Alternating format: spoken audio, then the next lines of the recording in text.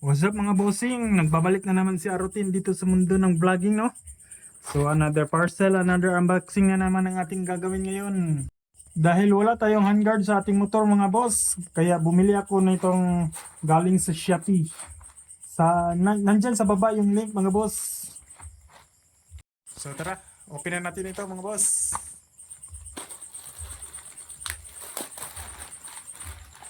Yan. Kulay orange pala yung binili ko mga boss para terno sa motor natin mga boss. Yan. Yung brand pala nito mga bossing is Astron. Yan, kulay orange na may pagka-carbon.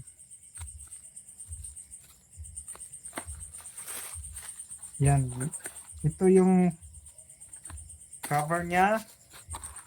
Ito yung magiging lagayan ng cover.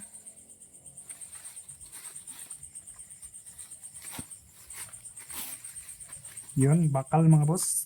O alloy pala. Alloy pala ito mga boss. Yan. Tapos kasama mga tornilyo at saka rubber.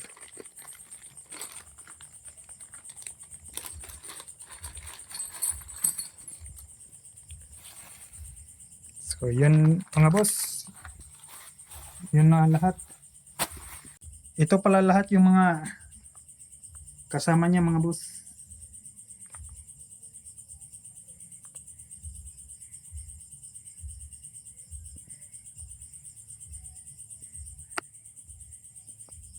So tara, install na natin sa motor natin mga boss. Yan, so tanggalin muna natin itong hand grip.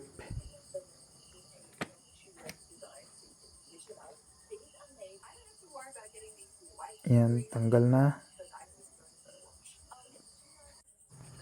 Tapos i-check muna natin itong lock niya sa bar end kung kasya ba. Yan, hindi nagkasya mga boss.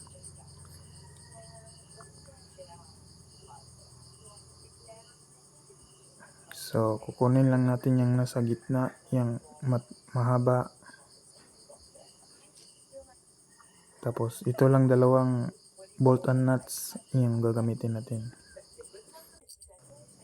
Tapos ilagay yung bolts dito sa butas ng hand grip.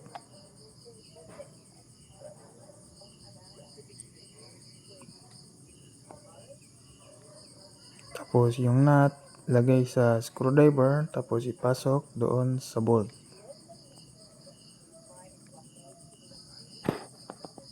Tapos yan, higpitan natin mga boss.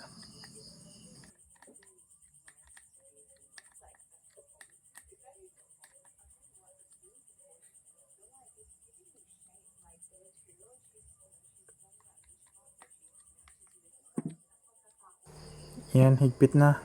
Tapos ibabalik natin dito sa handlebar natin.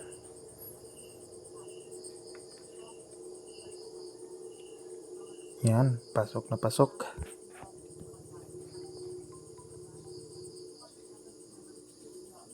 Tapos ilalagay na naman natin itong bracket niya dito.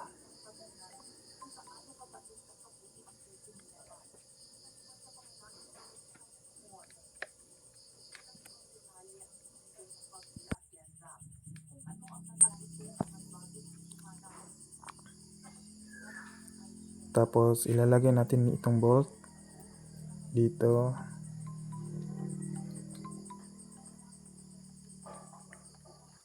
Yan, higpitan lang natin.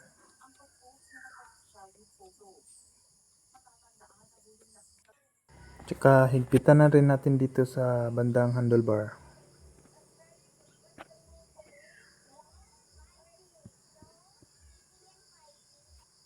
So yan mga boss, tapos na natin makabit. Yan, yan yung magiging itsura niya.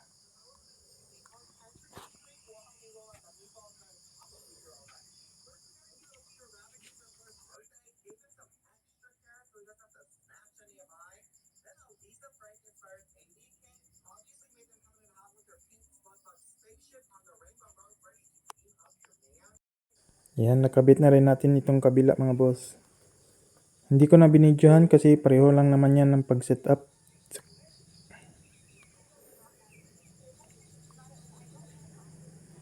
Ayan yung magiging itsura niya.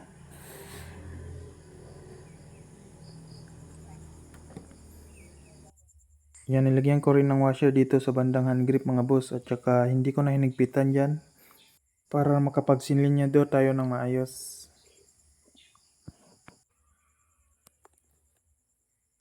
So yan, tapos na natin makabit mga boss. So kung tinapos nyo itong video mga boss, paki-like naman dyan. Tsaka comment na rin kung may katanungan kayo sa ginawa nating DIY mga boss.